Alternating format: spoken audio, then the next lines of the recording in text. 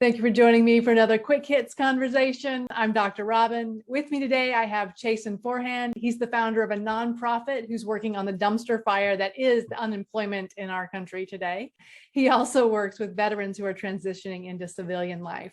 I have JC Glick. He is retired from the Army. He does leadership and cultural work with pro sports and corporations. Exciting stuff there. I have Brittney Wilson. She works with Recovering Centers of America doing operational support, where she wears lots of hats, and she also does coaching on life balance, mostly with couples. The question I have for you today, where does trusting someone transfer into being naive? Who wants to kick us off? So when I think about being naive versus trustworthy and what I'm allowing to accept, I think about personal experiences that I've had. I used to consider myself a very naive person, and I've come to realize I'm not. I'm an intelligent human, and I can read social cues, and I can pick up and read between the lines. But where I used to think I was naive, I was actually unwilling to face reality. So I may have received and accepted lies or excuses from people because that was favorable. That felt better than facing what the truth was and the hurt that was behind that. So I think we can be naive when we're young. I think that's par for the course. But as we learn and grow, I think we have a lot more autonomy in where we allow the conversation to stop, and do we choose to press forward and to ask more pointed questions. Mm-hmm. Yeah, I have a story about being so naive because I wasn't willing to face the truth. I shared it with you off camera. I'll share it here as well. My first husband convinced me that the Victoria's Secret box he had in his truck was a gag gift for the secretary at work. And I went ahead and went with that because I didn't want to face the truth. So I look at a situation like that and question, is it naivete or is it a conscious decision? And you weren't being naive, because naive would imply that there's no chance that he's not telling the truth, right? I think that there was obviously some question whether he was telling the truth or not. You weren't innocent, that might not be the answer, but you chose, whether for internal reasons or external reasons, to believe something else. And I think that this idea, that being naive is a negative thing. I mean, naive comes from kind of the Latin natural, right? That's where it gets its roots from.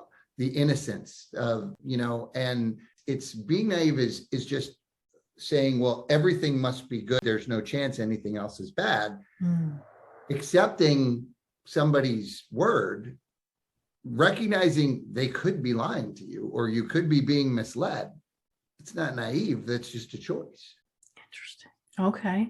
This is one where, JC was kind of on the opposite side for the last conversation, and I'm going to be on the opposite side for this because I have trust issues, and it's harder to get into a situation where I trust people. I don't find myself in a place where I consider myself being naive, or I put myself in a place where I'm naive, because I feel like they have to do so much in order for me to trust them to begin with that I'm not even in that space. So it's harder to get to a place where I trust you. Therefore, I'm not worried about being naive. But, in a business standpoint is really, and almost just recently in forming a nonprofit and hearing other gatekeepers in business and the nonprofit world that have been in it for years and years and years talk to you about being naive because you want to save the world, and how you look at that and how you're going about it. For me, that's the first time that I've been in a place that I can remember where that's been used in sentences to describe me in any shape, form, or fashion. So dealing with that now on a professional level is an interesting experience. I'm interested in the idea that naivete is not realizing there's the possibility that someone's lying to you.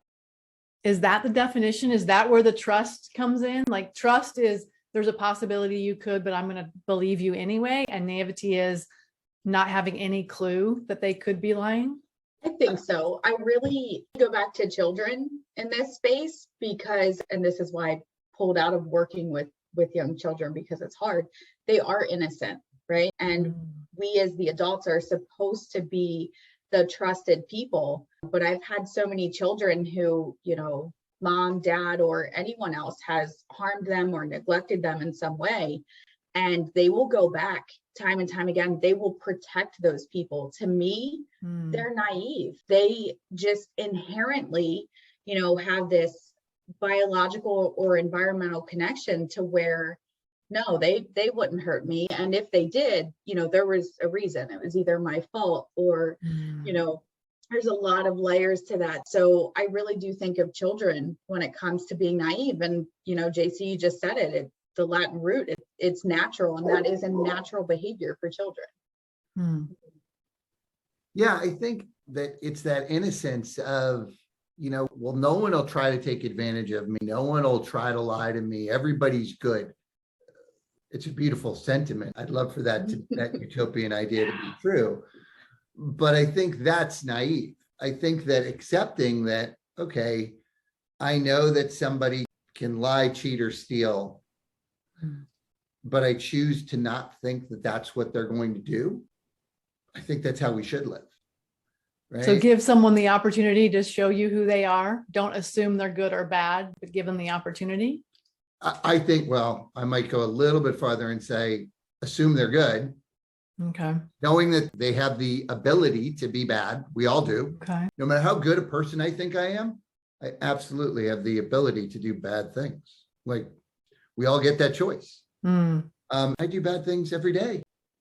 I do things that could impact people's trust. Every day I do something stupid.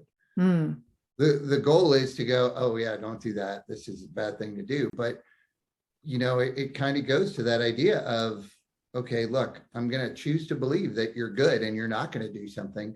I'm not going to be shocked when you do. I'm going to go, oh, that's disappointing, but we all have the capacity to do bad stuff. We try not to. Some of us don't try so hard, but that's being a human, and that's the beauty in how unbeautiful we are, right? Yeah, and I think it varies too, because not only do we all have the capability to do bad things, but I think even socially, there are circumstances in which someone might do something bad and the rest of us might kick back and go, well, I get it, right? I mean, I saw an article this morning about a mom who went to the school where her child was physically abused by the teacher, and she decided to give the teacher a taste of her own medicine. And the conversation online was like, who could be mad at this woman? Like, it's understandable. Where if you separate out the behavior's not acceptable, right? But there's that human piece of, you were put in a situation and you did what you felt needed to be done at that time. So it is a very interesting concept.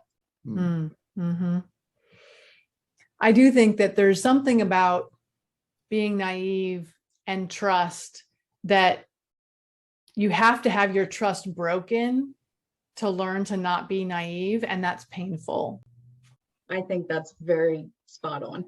And being able to go from being naive to having your eyes opened, real world, without becoming jaded and bitter. There's a spectrum there between naivete and bitterness. And we have to find that balance, I think. Agree. I think it has to be bespoke to each person. For example, and I talk this way, if we were cheated on by a partner, and they did this, X, whatever, does that mean that when we leave that partner and we go to the next, do we never trust that next person in that same situation? That seems to be kind of self-sabotaging, right? That has to be like, this is a new person, and I have to give them the ability to fail me in exactly the same way this person failed me. Now, this person over here who failed me that way, I'm never going to give them the opportunity to fail me that way again. But everyone else in the world can still fail me like that. Yes, and you can also notice the symptoms a lot faster. You don't have to take as long to figure it out. So that is our 10 minutes. Thank you so much for having this conversation with me. I look forward to having another one with each of you again really soon.